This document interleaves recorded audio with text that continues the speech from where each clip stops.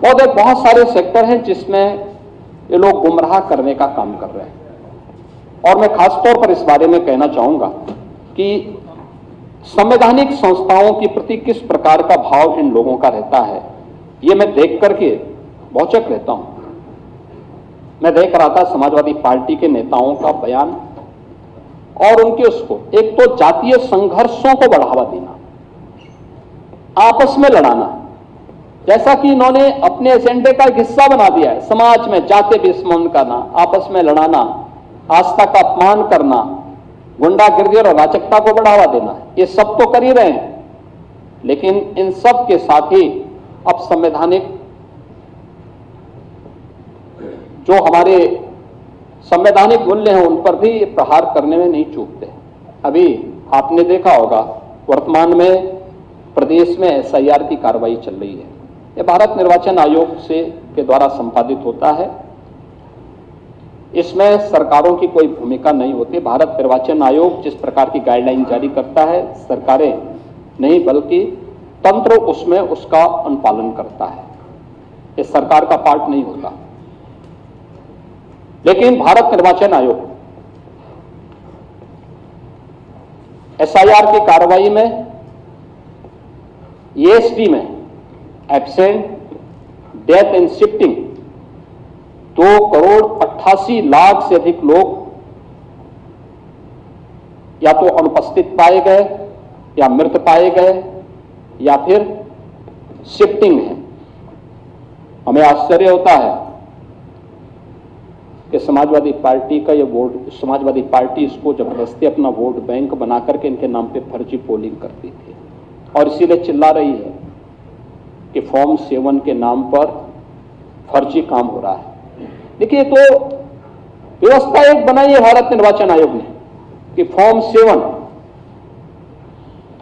यानी 3 प्रकार के फॉर्म दिए गए। फॉर्म 6 नाम चढ़ाने का, फॉर्म 7 नाम काटने का और फॉर्म 8 कोई संशोधन प्रस्तुत करना है तो इन सबको लेकर।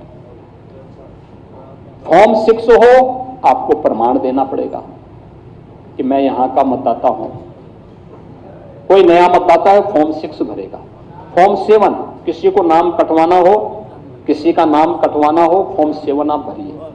लेकिन अगर कोई व्यक्ति फॉर्म 7 भर रहा है तो जिसके नाम का भरा जा रहा है वह व्यक्ति, उसके लिए अगर वह व्यक्ति फिजिकली प्रेजेंट हो जाता है तो ये अपने आप फॉर्म कट जाता है। मैं नहीं समझ पा रहा हूं कि इसमें चिल्लाहट की कौन सी बात है और आरोप प्रत्यारोप की कौन सी बात है।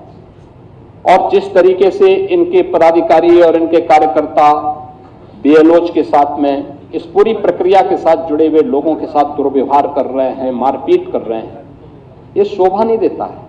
संवैधानिक संस्थाओं की अवहेलना है, उनका मजाक है, उनका अपमान है। और मुझे लगता है कि अगर हम भारत के संविधान की शपथ खाते हैं तो संवैधानिक संस्थाओं के प्रति सम्मान का भाव भी हमारे मन में होना चाहिए। उनको हम पूरा सम्मान दें, हर प्रकार से आदर का भाव उनके प्रति रखें।